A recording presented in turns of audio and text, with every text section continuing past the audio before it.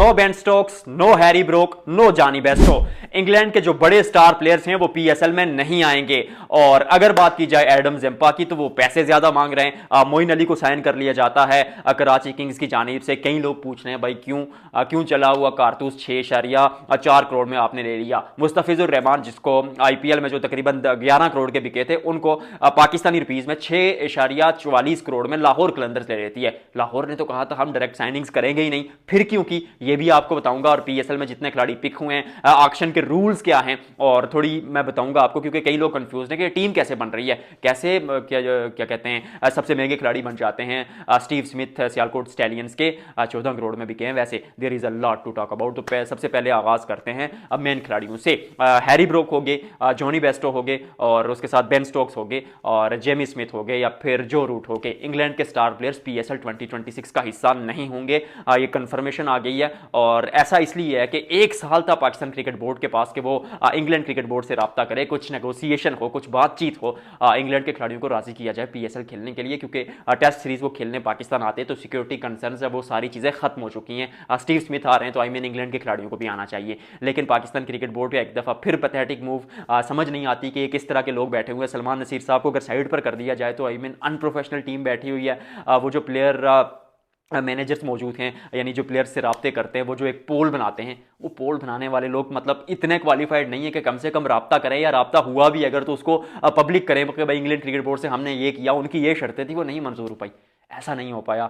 एक pathetic move. और क्या कहते हैं एट दी स्टार्ट तो यही होता है, क्योंकि चंद बड़े खिलाड़ी जो हैं वो अगर आईपीएल नहीं खेल रहे या वहां पर नहीं पिक होते तो अगर पाकिस्तान में उनको लेकर आना तो फिर डबल हार्डवर्क करना था।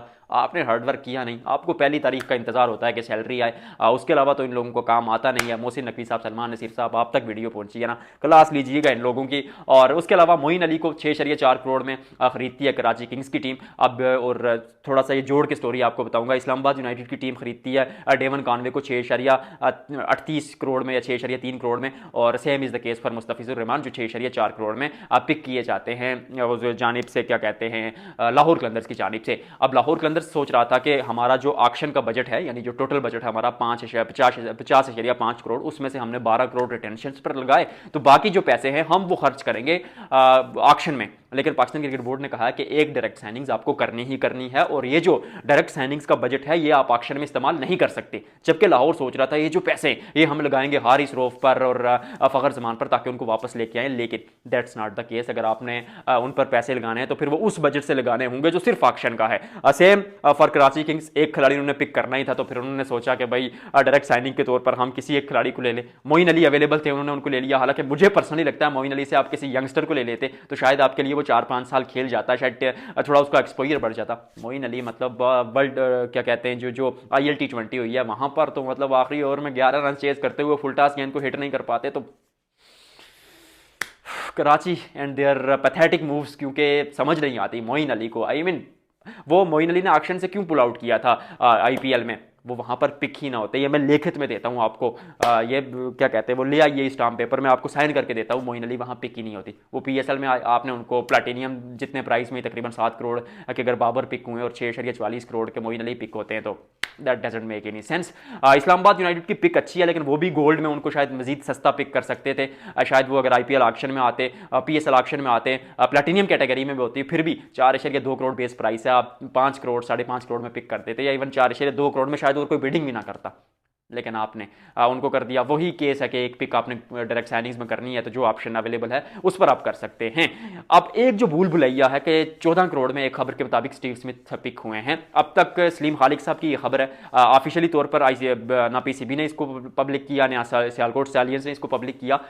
इस पर एक बातचीत सामने आएगी कि जो बजट रखा था डायरेक्ट साइनिंग्स के लिए वो 5.5 करोड़ रखा था। ठीक है, 5.5 करोड़ आपने बजट रखा भाई, कि इसमें आपने क्या कहते हैं वो खिलाड़ी पिक करना, या शायद उसको बढ़ाकर आप कहें कि 6.44 करोड़ में जैसे बाकी टीमों ने खरीदा, क्योंकि ऑक्शन से आप 1-2% ऊपर कर सकते हैं कि भाई 44 करोड़ ऑक्शन में रखें, बाकी से आप टीम पिक करें। लेकिन क्या सियालकोट स्टैलियंस के लिए भी ये सीन होगा, या सियालकोट स्टैलियंस ये करेगी कि बाहर से मतलब कागजी तौर पर उनको कहेगी कि भाई ये 6 करोड़ के खिलाड़ी हैं और 8 करोड़ उनको पिछले चोर दरवाजे से दिए जाएंगे कि भाई आइए खेलिए, हम आपको बाकी पैसे भी दे देंगे, वो पीसीबी के जो है वो ऑफिशियल आपको मिलेंगे, बाकी भी आपको मिलते रहेंगे।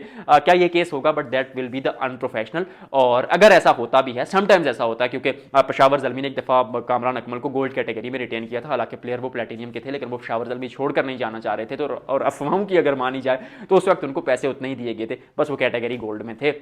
तो इस तरह की चीज़ें जब आप फ्रेंचाइज से डायरेक्ट राब्ते में होते हैं तो हो जाती हैं।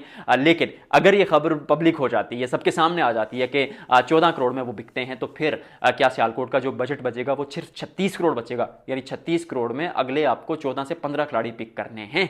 तो ये चीज़ जो ही आएगी सबसे पहले आपको कौन बताएगा?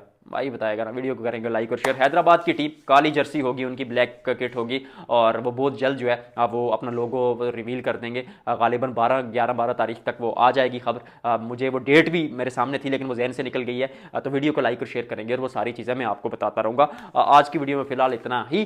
और क्या खबर थी यार? और कोई खबर है? 149% जो है वो इंक्रीज रेट पर बिके थे राइट्स, मतलब परसों की स्टोरी है। आज बताऊंगा ना तो वो जो डायरेक्टर हैं, जो चैनल के मालिक हैं, वो निकाल देंगे मुझे नौकरी से। इसलिए ये बात किसी को बतानी नहीं आपने।